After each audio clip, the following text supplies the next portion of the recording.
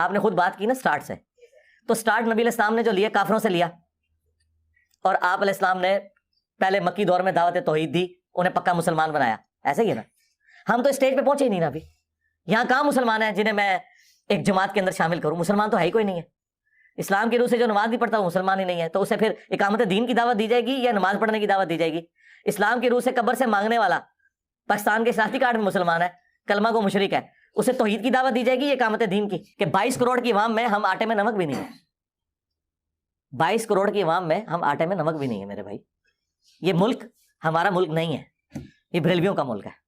ہاں سیدھی سی بات ہے. الحمدللہ رب العالمین والصلاة والسلام علی سید الانبیاء والمرسلین، اما بعد فاعوذ باللہ من الشیطان الرجیم، بسم اللہ الرحمن الرحیم. عربی کا ایک محاورہ ہے، کل اناء یترشح بما فیہ. ہر برتن وہی اگلتا ہے جو اس کے اندر ہوتا ہے، برتن سے وہی چیز اچھل کے باہر آتی ہے جو اس کے اندر ہوتی ہے. مرزا جہلمی ایک طرف تقیہ کی چادر اوڑھ کے منافقانہ روش اختیار کرتے ہوئے یہ کہہ دیتا ہے کہ میں کسی مکتبہ فکر کو کافر نہیں کہتا. آج بھی میں سب علماء کو سنتا ہوں، ان کی کتابیں پڑھتا ہوں، حق بات قبول کرتا ہوں. جہاں پر اختلاف رائے ہو میں الحمدللہ ڈنکے کی چوٹ پہ اپنا اختلاف ریکارڈ کرواتا ہوں، لیکن تکفیر کسی کی نہیں کرتا سوائے قادیانیوں کے، جو اہل سنت کا ہی ایک آف شوٹ ہے، اور اہل تشیع کا جو آف شوٹ ہے نصیریہ. میں تمام مکاتب فکر کو مسلمان مانتا ہوں، ایک طرف تو یہ کہتا ہوا نظر آتا ہے، لیکن دوسری طرف اس کے بیانات کے اندر، اس کی سپیچز کے اندر بہت سارے ایسے مواقع موجود ہیں جہاں یہ مسلمانوں کی اکثریت کو غیر مسلم اور کافر اور نعوذ باللہ تعالیٰ قبر پرست اور ان کو کلمہ گو مشرک قرار دیتا ہوا نظر آتا ہے. ابھی اس نے بیان اپلوڈ کیا ہے، اقامت دین کے حوالے سے اسے سوال کیا گیا تو مرزا جہلمی نے فوراً جج سے یہ جواب دے دیا کہ اقامت دین کس پر کریں؟ یہاں کوئی مسلمان ہی نہیں. اقامت دین تو مسلمانوں پہ کرنی ہے نا، یہاں تو کوئی مسلمان ہی نہیں. مسلمان ہو تو اس پر اقامت دین کریں. اور پھر یہ بھی کہا کہ پاکستان جو ہے یہ ہمارا ملک نہیں ہے، پاکستان بریلویوں کا ملک ہے. ہم تو کہتا ہیں آٹے میں نمک کے برابر ہیں. یہ جو مسلمان پاکستان کی مردم شماری میں کہتا ہے نا، یہ مردم شماری میں مسلمان ہے، قرآن و سنت کی روشنی میں مسلمان نہیں ہے. تو مرزا جہلمی کے یہ بیانات واضح بتاتے ہیں کہ مرزا جہلمی پاکستان کے اندر کروڑوں بریلویوں کو مسلمان نہیں مانتا. ان کو نعوذ باللہ تعالیٰ قبر پرست مانتا ہے، کلمہ کو مشرک مانتا ہے. نہ صرف پاکستان کے اندر بلکہ انڈیا کے اندر، بنگلہ دیش کے اندر، افغانستان کے اندر، نہ صرف ان ممالک کے اندر بلکہ پوری دنیا کے اندر جہاں کہیں اہل سنت کے عقیدے پر مسلمان موجود ہیں، چاہے وہ عرب ممالک کے اندر ہوں. خود اس کے اپنے بیانات موجود ہیں، اس کے باقاعدہ کلپس موجود ہیں جس کے اندر اس نے یہ کہا ہے کہ ایک جگہ پہ یہ بات کر رہا تھا اور کہتا تھا کہ رفع الیدین یہ توحید کا قلعہ ہے پاکستان، انڈیا، بنگلہ دیش اور افغانستان کے اندر.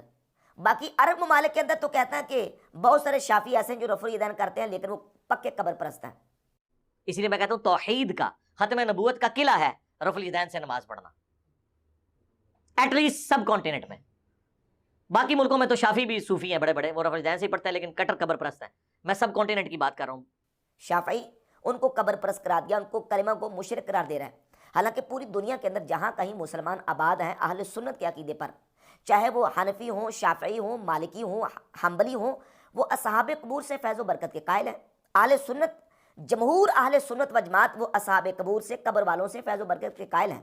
پوری دنیا کے اندر انبیاء، صحابہ، اہل بیت اور اولیاء اللہ کے مزارات موجود ہیں. ہزار سال پہلے کے بحمد اللہ تعالیٰ مزارات اولیاء اللہ کے، صالحین کے پوری دنیا کے مسلمانوں کے ملکوں کے اندر موجود ہیں، چاہے وہ سب کانٹیننٹ ہو، چاہے انڈیا، پاکستان، بنگلہ دیش ہو، چاہے وہ ممالک جو ہیں وہ عرب ممالک ہوں. رسول اللہ صلی اللہ علیہ وآلہ وسلم کا روضہ اقدس، صحابہ اکرام کے مزارات، اولیاء اللہ کے مزارات، اس بات کا بین ثبوت اور دلیل ہے کہ پوری دنیا کے اندر جو میجورٹی میں اکثریت مسلمان ہیں وہ اس عقیدے پر ہیں، اسی نظریے پر ہیں، وہ اصحاب قبور سے فیض و برکت کے قائل ہیں. لیکن مرزا جہلمی کی نگاہ کے اندر یہ تمام کے تمام نعوذ باللہ تعالیٰ یہ کلمہ کو مشرک ہے. کلمہ تو پڑھتے ہیں لیکن مرزا جہلمی کی نگاہ کے اندر یہ مشرک ہے. اور ایک جگہ پہ وہ کہتا ہے کہ جناب میں کسی کو جناب وہ کافر نہیں کہتا. یہ بھی کہتا جا رہا ہے کہ اس وقت مسلمان ہے ہی کوئی نہیں، اقامت دین کس پر کریں. اور یہ بھی کہتا ہے کہ میں کسی کو کافر نہیں کہتا، میں کسی کی تکفیر نہیں کہتا. تو یہ دورے معیار اور دوری روش ہے، منافقانہ روش ہے مرزا جہلمی کی، جو اپنے لیکچرز اور بیانات میں مرزا جہلمی اختیار کرتا رہتا ہے. مرزا جہلمی کی طرح ایک موٹیویشنل اسپیکر ہے، یوٹیوبر ہے، اس نے بھی اسی راہ کو الاپا ہے کہ مسلمان ہے ہی کوئی نہیں، اقامت دین کس پر ہو. ساحل نامی ایک موٹیویشنل اسپیکر ہے. جب جاہلیہ کا پورا دور ہے تو اکیلے کی ویلیو اربوں کی ویلیو جتنی ہوتی ہے. اگر سارے ہی مومنین ہوں تو پھر تو میں ایک بھی غلطی کروں گا نا تو میری بچت نہیں ہے. اس وقت کوئی مومن ہی نہیں ہے، اس وقت ہمیں وہ مثال چاہیے. تو یہ ان کی دوغلی پالیسی اور منافقانہ روش ہے ان لوگوں کی کہ لوگوں کے سامنے جب بات آتی ہے تو کہتے ہیں کہ ہم تو سارے مسلمانوں کو مسلمان سمجھتے ہیں، اور اپنے عقیدے کے خلاف جب بات آتی ہے تو مسلمانوں کی تکفیر کرتے ہیں۔ یہی مرزا جیلمی، اس نے ایک اور بیان کے اندر بے نمازی کے بارے میں بیان دیا، اور یہاں تک یہ کہا ہے کہ بے نمازی جو نماز نہیں پڑھتا یہ قرآن و سنت کی روشنی میں تو کافر ہے، البتہ پاکستان کی مردم شماری کے اندر مسلمان ہے۔ اور اس سے بڑی بات جو یہ تو میں نے تفنن کے طور پہ بات کی، علمی بات یہ ہے کہ قرآن کی آیت ہے وَأَقِيمُوا الصَّلَاةَ وَلَا تَكُونُوا مِنَ الْمُشْرِكِينَ، نماز قائم کرو، مشرک نہ ہو جاؤ۔ صحیح مسلم کی حدیث، بندے کے کفر اور اسلام، شرک اور ایمان کے درمیان فرق نماز ہے۔ ہمارے نزدیک قرآن و سنت کی روشنی میں بالکل واضح ہے جو نماز نہیں پڑھتا وہ کافر ہے۔ جب وہ کافر ہے تو سودی نظام، اسلامی نظام، ایک کہانیاں چھوڑو، کس کے اوپر قانونی طور پہ دین اپلائی کرنے کا نام ہے؟ مسلمانوں کے اوپر۔ تو جو نماز ہی نہ پڑھے وہ تو مسلمان ہی نہیں ہے۔ جب پہلی شرط ہی پوری نہیں ہے تو آپ یہاں پہ بیٹھ کے دیکھ لیں، لوگ ویلاگس بنا رہے ہیں اسلامی نظام مسلمانوں پہ ہوتا ہے میرے بھائی۔ پاکستان کے شناختی کارڈ میں تو شاید 20 کروڑ مسلمان ہو، لیکن قرآن کی روح سے وہ مسلمان ہیں؟ تو جب تک مسلمان ہی نہیں ہوں گے ان کے اوپر اسلامی نظام، اسلامی سزائیں، یہ دیوانے کا خواب ہے۔ تو جتنے نماز کو ترک کرنے والے، نماز کو چھوڑنے والے ہیں، مرزا جیلمی کی نگاہ میں وہ بھی سارے کے سارے کافر ہیں۔ اگرچہ اس پر میں نے بحمدللہ تعالیٰ پورا تفصیلی جواب ریکارڈ کروایا ہے مرزا جیلمی کا، اور میں نے دلائل کے ساتھ اس بات کو واضح کیا ہے کہ نماز نہ پڑھنا یہ گناہ ہے، نماز نہ پڑھنے والا فاسق و فاجر ہے، مستحق عذاب نار ہے، لیکن کافر نہیں ہے جب تک کہ وہ نماز کی فرضیت کا انکار نہیں کرتا۔ جن احادیث کے اندر وعید موجود ہے کہ من ترک صلاۃً، جس نے نماز کو چھوڑا، اس کی تعویل علماء نے، ہمارے امام اعظم ابو حنیفہ رحمۃ اللہ تعالی علیہ نے اور دیگر فقہاء نے یہ کیا ہے، من ترک اے من جہدا، من استخف، من استحل، یعنی جس نے نماز کو ترک کیا، مطلب یہ ہے کہ جس نے نماز کا انکار کیا، جس نے نماز کو چھوڑنے کو حلال جانا، جس نے نماز کا استخفاف کیا، نماز کی توہین کی، فقد کفر، پس وہ کافر ہے۔ جو نماز کو فرض سمجھتا ہے، نماز کا عقیدہ اور اعتقاد رکھتا ہے، لیکن اپنی عملی کوتاہی سے نماز کو ترک کرتا ہے، وہ گناہگار تو ہے، عذاب نار کا مستحق تو ہے، لیکن کافر نہیں ہے۔ لیکن مرزا جیلمی نماز کے ترک کرنے پر بھی نماز کے تارک کو کافر کرا دیتا ہے، اور پھر کہتا ہے میں کسی مسلمان کو کافر نہیں کہتا۔ اسی طرح ایک موقع پر مرزا جیلمی نے یہ بیان دیا تھا کہ زکوٰۃ کو ترک کرنے والا بھی کافر ہے، پھر ساتھ ہی بیان دے دیا کہ زکوٰۃ کا انکار کرنے والا، ترک کرنے والے کو بھی کافر کہا۔ تو ایسے لوگ تو آپ سمجھے کافر ہو چکے ہیں جو زکوٰۃ نہیں دیتے اور اس کو فرض نہیں سمجھتے۔ زکوٰۃ سارے مال کے اوپر دینی ہوگی۔ تو زکوٰۃ کا انکار کرنے والا تو کافر ہے، لیکن مسلمان دنیا میں آپ کتنے لوگ ایسے دیکھیں گے کہ جو زکوٰۃ کا انکار کرتے ہیں؟ آپ کو کوئی اکا دکا شاید کو ملے، ورنہ زکوٰۃ کو فرض مسلمان سمجھتے ہیں۔ البتہ یہ ہے کہ جو اپنی عملی کوتاہی سے ترک کرتا ہے وہ گناہگار ہے، کافر نہیں ہے۔ اسی طرح مرزا جیلمی نے ایک اور تکفیری فتویٰ دیتے ہوئے یہ کہا کہ جو لوگ کشف و الہام کے قائل ہیں، کشف اور الہام کو مانتے ہیں، میں ان کو بھی کافر سمجھتا ہوں، الیاذ باللہ تعالیٰ۔ کہ مجھے کسی کو کلیریفیکیشن دینے کی ضرورت نہیں ہے، میں تو پہلے یہ کہتا ہوں کہ جس شخص نے نبی نام کہہ کے اللہ کے ساتھ اپنا تعلق قائم کیا نبی علیہ السلام کے بعد، میرے نزدیک تو وہ بھی کافر ہے، اور جس نے نبی کا نام لیے بغیر کشف اور الہام کے نام کے اوپر اللہ کے ساتھ اپنا تعلق قائم کیا وہ بھی کافر ہے۔ میرے ہاتھوں کوئی گنجائش ہی نہیں ہے کسی کے اس طرح کی۔ اب کشف و الہام کے قائل کون کون لوگ ہیں، کون کون سے مکاتب فکر ہیں؟ اہل سنت و جماعت پوری دنیا کے اندر جہاں کہیں مسلمان اہل سنت موجود ہیں، وہ سارے کے سارے کشف و الہام کے قائل ہیں۔ نبی علیہ الصلوۃ والسلام کے بعد صحابہ، اہل بیت، اولیاء، اللہ کے محبوب بندوں کے لیے کشف و الہام کے قائل ہیں۔ مرزا کے اس بیان کے مطابق پوری دنیا کے اہل سنت نعوذ باللہ تعالیٰ کافر قرار پاتے ہیں۔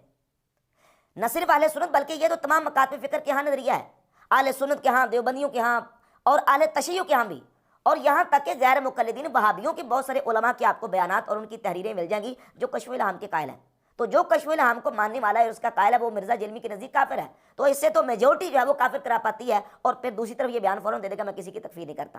کشف و الہام کا قائل بھی مرزا کے نزدیک کافر، بے نمازی بھی کافر، زکوٰۃ کا تارک بھی کافر، اور کہتا ہے یہ پوری دنیا میں اس وقت تو مسلمان ہوں تو میں ان کے اوپر اقامت دین کی بات کروں نا، اس وقت تو مسلمان ہے ہی کوئی نہیں۔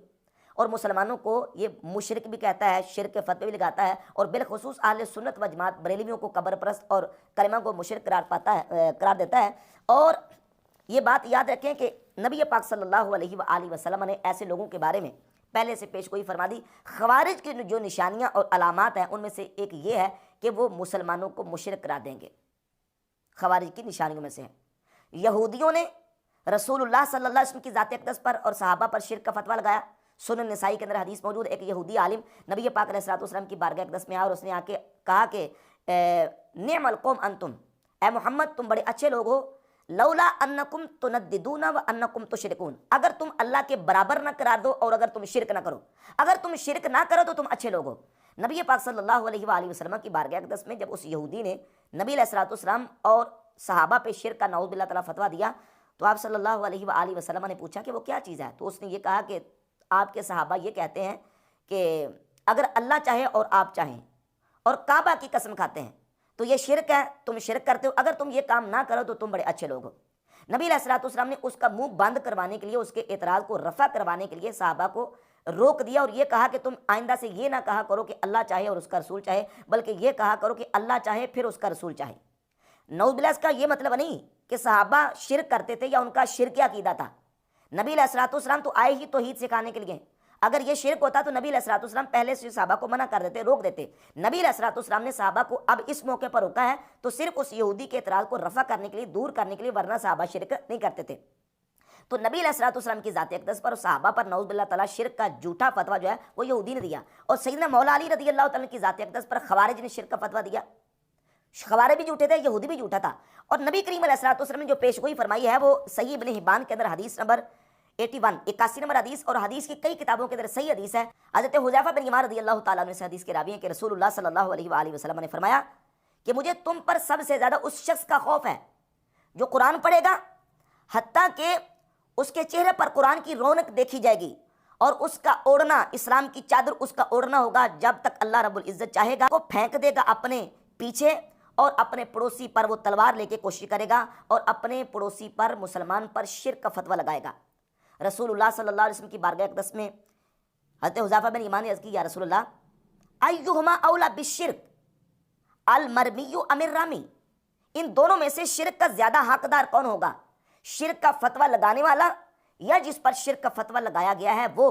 तो नबी पाक अलैहिस्सलाम ने फरमाया बल रामी, बल्कि वो जो मुसलमानों को मुशरिक कह रहा है, जो मुसलमानों पे शिरक का फतवा लगा रहा है, वो शिरक का ज़्यादा हकदार होगा।